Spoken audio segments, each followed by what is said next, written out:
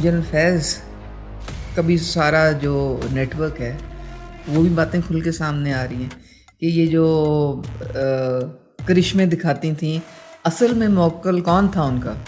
असल मौक्कल तो जनरल फैज़ था। शहबाज गिल जो कि भगौड़ा भाग गया, शहजाद अकबर भाषण दे के वो भी भाग गया, जुल्फ़ी बुखारी, ये कौन लोग? जनरल फैज़ कभी सारा जो नेटवर्क है वो भी बातें खुल के सामने आ रही हैं कि ये जो करिश्मे दिखाती थी, असल में मौक्कल कौन था उनका? असल मौक्कल तो जनरल फैज़ था।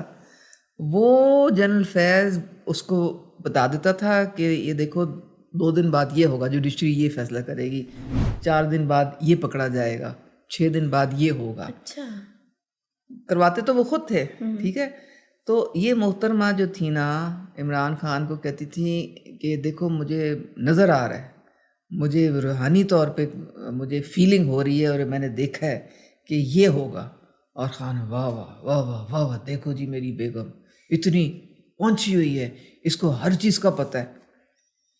अब पता चल रहा है कि वो असल मौक्कल जो बताता था वो तो जनरल फैज़ था। पीएम बनने के बाद आप यकीन करो उनके इर्द गिर्द तो ऐसे लोग जमा होने शुरू हो गए, मंडलाने शुरू हो गए जिनको हमने कभी पहले देखा ही नहीं था, अच्छा। जो स्ट्रगल पीरियड में थे ही नहीं। ओके। उनमें जनाब सर फहरिस्त आपको मैं बताऊं, शहबाज गिल जो कि भगौड़ा भाग गया, शहजाद अकबर भाषण दे के वो भी भाग गया, जुल्फ़ी बुखारी, ये कौन लोग थे? और फिर आप देखो कि कमाल हो गया कि जो 2 सूबे जो उनकी स्ट्रेंथ थे वहाँ पे ऐसे बंदे ला के लगाए।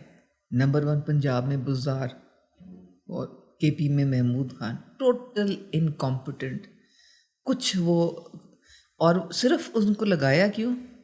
मुर्शिद साहिबा ने फरमाया था, मुर्शिद के कैंडिडेट्स थे। और मुर्शिद ने तो अब आपके सामने चीज़ें आ रही हैं ना, मुझे तो ये उस वक़्त भी पता था।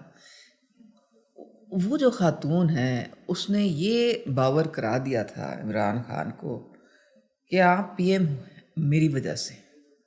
अच्छा। इद्दत में क्यों निकाह करवाया था कि ये इद्दत में निकाह नहीं होगा तो पीएम नहीं बनोगे। तो हम परस्ती की इंतहा हो गई थी। उस्मान बुज़दार बड़ा वीक बैकग्राउंड था, उसको नून लीग ने टिकट जब रिफ्यूज़ की थी तो उसने उठा के पीटीआई से इलेक्शन लड़ लिया था। तो नोबडी न्यू हिम, हमने तो कभी देखा भी नहीं था बिल्कुल उसे, नहीं, किसी को पता लेकिन नहीं। वो कैंडिडेट था मुर्शिद साहिबा का। ठीक है। हमारी कोई नहीं वहाँ सुनी जाती थी। डिफेक्टो चीफ मिनिस्टर फराग होगी थी अच्छा। और उसका मियाँ गुज्जर। तो याद है वो जो पाकपतन में डीपीओ को उठा के उन्होंने फारिग कर दिया था एंड ऑल दैट। साल बाद ये खुल के बात आ गई कि सीएम का जो ऑफिस है वो करप्शन का गढ़ है। अच्छा। हर पोस्टिंग, हर ट्रांसफ़र पे रिश्वत। जितने डेवलपमेंट फंड्स थे वो इनके कहने से सारे प्रोजेक्ट्स इन्होंने अपने हड़प कर लिए। इनका एक गांव है, ज़रा आप जाके देखें, वो पेरिस लगता है। अच्छा। ये अब बेदरेग इन्होंने टैक्स पेयर का पैसा जो था वो बेदर्दी के साथ, और फिर अरबा रुपए लेके अब किधर है मोहतरमा? किधर है? भाग गई हैं, दुबई बैठी हैं, जहाज भरा पैसों का। नहीं, फराग होगी भागनी है। बुशरा बीबी तो इधर ही है ना? नहीं तो बुशरा बीबी का कौन था सरबरा, या कौन उनके पीछे था, पेट्रन ये कौन तो था? आप बताएंगे। देखे ना, असल पावर तो बुशरा के हाथ में थी। जी। और फराग होगी इतनी पावरफुल क्यों थी? क्योंकि वो उसकी फ्रंट पर्सन थी, सारा काम वो उसके थ्रू करवाती थी। आपको पता है ये अलीम खान ने अपने प्रेस कॉन्फ्रेंस में बताया था, उसने कहा था कि कोई सेक्रेटरी तैनात नहीं हो सकता था।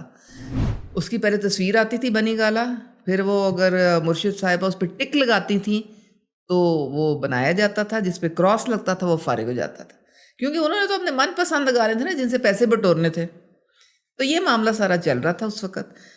अच्छा, अब आपने मुझसे जो सवाल पूछा था कि आप, साल जब गुजर गया तो एमपीएस और एमएनए जो थे वो रोने वाले हो गए। 1.5 साल गुजरा तो बहुत ही जो थे परेशान हाल थे। जनरल बाजवा के पास गई, जनरल बाजवा ने खुद बात बताई कि जनरल साहब ये प्लीज़ पीएम को कुछ समझाएं, हम तो अपने हलकों में मुंह दिखाने के काबिल नहीं रहे। इतनी करप्शन, वो करप्शन जिसके खिलाफ 21 साल जहाद ये सो कॉल्ड लड़ रहे थे, वो तो कई गुना बढ़ गई, इनके ज़माने में कई गुना बढ़ गई, और हम लोग, हमारी तो कोई सुनता ही नहीं था। फिर ये हुआ कि जनरल आसिम मुनीर जो हैं, हमारे आर्मी चीफ जो हैं, उस वक़्त वो DGIS आए थे। तो वो जो करप्शन के सबूत थे, पूरी फाइलों का एक अंबार, उन्होंने कहा जी मैं ही ले जा रहा हूँ, मैंने PM को ये दिखाना है, तो फिर ताकि वो कुछ इसका सदेबाब करें। तो जनरल बाजवा ने कहा मत लेके जाएं, वो बात नहीं सुनेंगे किसी की, आपको उल्टा नुकसान होगा। अच्छा, मैं आपको हकीकत बता रही हूँ, आप कहीं से चेक कर लें। This is not a figment of my imagination, this is actual reality that happened. जब गए आसिम मुनीर और सारी वो करप्शन के सबूत दिखाए, तो इमरान खान ने कहा अच्छा ठीक है मैं देखता हूँ, और देखा क्या, अगले दिन DGIS को ओहदे से फारिग कर दिया। यानी सेड कि मेरा वसीम अकरम प्लस है, ये तो इसी तरह चलेगा, क्योंकि वो सारा पैसा जो आ रहा था, आपने वो भी सुन ली, ये जो सारी 5 कैरेट डायमंड, वो क्या, वो सारी वो दोषा खाना, मतलब ये सबके सामने, मुझे दोबारा रिपीट करने की ज़रूरत नहीं है, लेकिन जिम्मेदारी किसकी है? जिम्मेदारी होती है टॉप बॉस की, और टॉप बॉस कौन थे? इमरान खान।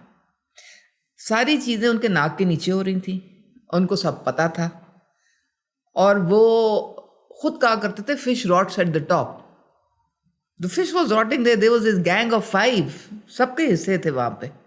उस गैंग ऑफ 5 में ये सारे शामिल थे जिनके मैंने आपसे नाम, फराह गोगी, जुल्फी बुखारी, बुशरा मानेका, ये इमरान खान, ये सारे गैंग ऑफ 5। वो जनाब साहब सारी जो ये जो लोग छोड़ के जाने शुरू हो गए, वो इसकी वजह से हो गए। लेकिन वो बहुत लेट नहीं छोड़ के जाना स्टार्ट हुए थे, अगर 1 ईयर में पता चल गया था। नहीं, 1 डे में किधर पता चला था? 1 ईयर में अगर पता चला था तो 4 साल बाद नहीं, 1 ईयर तो मौका देते रहे ना, चलो अभी कोई चेंज आ जाएगा। जब 2 साल गुजर गए और जब ये सारी कहानी लोगों को समझ आ गई कि ये तो कुछ भी नहीं बदलना, हम तो इस वक्त, हमारी तो कोई सुनने को तैयार ही नहीं है, सुन्नी, वो सारा कुछ तो शिकंजे में लिया हुआ है मुर्शिद ने, उसके इशारे पे सारी हुकूमत चल रही है पंजाब की। ये हकीकत है, उसके बगैर तो इमरान खान कोई फैसला ही नहीं करते थे। कितनी खुशकिस्मत वो अमलियात नहीं, खुशकिस्मत नहीं है वो पैसा बटोरने का चक्कर था ना वहाँ पे। अच्छा। तो पैसा बना रहे थे, तो वो उसमें अमलियात और ये और वो कहानी, जादू टोने, सारी चीज़ें चलती थी, एवरीथिंग वाज हैपनिंग। तो फिर जब पानी बहुत सर से गुजर गया, मुझे भी बहुत टारगेट किया इन्होंने, मुझे भी बहुत टारगेट किया। अगर आप देखें तो मतलब मैं एक नज़रियाती कारकुन थी, मेरे साथ इन्होंने ऐसी की तैसी फेर दी, इतना इन्होंने मुझे टारगेट किया। जुल्फी बुखारी, ये मुर्शिद मोहतरमा जो हैं, बस वो एक लंबी कहानी है, मैं आपको क्या बताऊं। तो अवाम इतना क्यों प्यार करते हैं इमरान खान से? कौन करता है प्यार? अवाम, कल्ट प्यार करता है। अब मुझे ये बताएं कि असल में ना ये इनकी ब्रेन वॉशिंग हो गई लोगों की, लोगों से नफ़रत पैदा करवाई गई बाकी पार्टीज़ के लिए। जो पीपल्स पार्टी और नून लीग है, उनके लिए इतनी इन्होंने चोर हैं, डाकू है, फलाना है, ढिमका, सारे धरने में तो यही कुछ होता था, चोर डाकू चोर डाकू चोर डाकू। तो वो लोगों के दिमागों में बैठ गया। लोग जो आप कहते हैं ना मोहब्बत करते हैं, तो ये जो अंधे मोहब्बत करने वाले हैं, ये क्यों नहीं क्वेश्चन करते कि भाई खान तुमने ये तोशे खाने से क्या किया, क्यों लूट के ले गए सारे, और फिर गलत रसीदें दी, फ्रॉड किया दुनिया जहान का। अच्छा, मैंने बहुत लोगों से पूछा, मैं पूछती रहती, मैं एक बात कर रही हूँ, 190 मिलियन पाउंड। अभी तो वो केस जो है जब खुलेगा तो आपके होश उड़ जाएंगे, किस तरह से इतनी बड़ी और रिश्वत क्या थी। वो जो 450 कनाल ज़मीन जो ली थी अलकादर ट्रस्ट में, जिसके ट्रस्टी कौन थे? खान और ये बुशरा मानेका। तो ये मुझे और आपको क्यों नहीं दी मलिक रियाज ने, उनको क्यों दी मुफ्ते में? लेकिन लोग कहते हैं वो अच्छे काम के लिए यूटिलाइज हुई। कोई अच्छे काम के लिए नहीं यूटिलाइज हुई, सब स्कैम है वो। कुछ भी नहीं है उसमें। और कहते हैं तोशा खाना तो सबने खाया, जो नहीं, जो नॉट एट हुकूमत all, I. Not at all, not at all, this is all fabrication. गलत बात है ये। देखो, उस ज़माने में एक परसेंटेज होती थी कि आपने अगर कोई ख़रीदना है तो इतनी परसेंटेज आप देंगे और वो आप ले सकते हैं। अब जो परसेंटेज थी आपने उसके मुताबिक देना था। और सबसे बड़ी बात, आप बाकी सारी चीज़ें छोड़ दें, मैं एक एमपी हूँ, मुझे हर साल अपने एसेट्स डिक्लेयर करने पड़ते हैं इलेक्शन कमीशन को, फॉर्म भरना पड़ता है कि मेरे साल के शुरू में क्या एसेट्स थे और साल के आखिर में क्या हो गए। ठीक है, इनके 800 गुना असासे बढ़े इमरान खान के। 800 गुना इन्होंने धेले की चीज़ डिक्लेयर नहीं की अपने एसेट फॉर्म में, धेले की चीज़ डिक्लेयर नहीं की। तो ये सादिक और अमीन ऐसे होते हैं, ये ऐसे होते हैं? आप मुझे ये बताएं ना। अच्छा, एज ए सियासतदान तो ऐसे थे, बतौर इंसान कैसे हैं? देखें जी, पीएम बनने से पहले और पीएम बनने के बाद आप यकीन करें, मैं तो पहचानती ही नहीं थी कि अब ये कौन सा इमरान खान है। जो पहले थे वो बिल्कुल और थे। अच्छा। क्योंकि उस वक़्त एक उन्होंने जगह पहुंचना था, हम ये समझ रहे थे कि ये उस जगह पे इसलिए पहुंचना चाह रहे हैं क्योंकि ये बेलॉस हैं और ये सिर्फ पाकिस्तान के लिए काम करने के लिए, और इनका कोई मकसद नहीं। पीएम बनने के बाद जो इमरान खान हमें नज़र आना शुरू हुआ, पता ये चला कि ये सिर्फ इक़्तिदार की जंग है, सिर्फ पीएम की कुर्सी तक पहुंचने के लिए सारा ड्रामा हुआ था। That's it. और अब भी यही हो रहा है। खान है तो पाकिस्तान है, ये सही है? खान अगर नहीं है तो पाकिस्तान ख़त्म हो जाएगा। अच्छा, ये तो मुझे नहीं पता। अब जवाब दें आप मुझे। ये तो यही इनका नारा तो यही है। आई मीन, आपकी रेड लाइन जो है एक शख्स है, आपकी रेड लाइन पाकिस्तान नहीं है। तो जो रियासत को जो है खुले लाइन लगा दे और एक शख्सियत परस्ती में पड़ जाए तो वो तूफ़ान मोहब्बत का फ़ायदा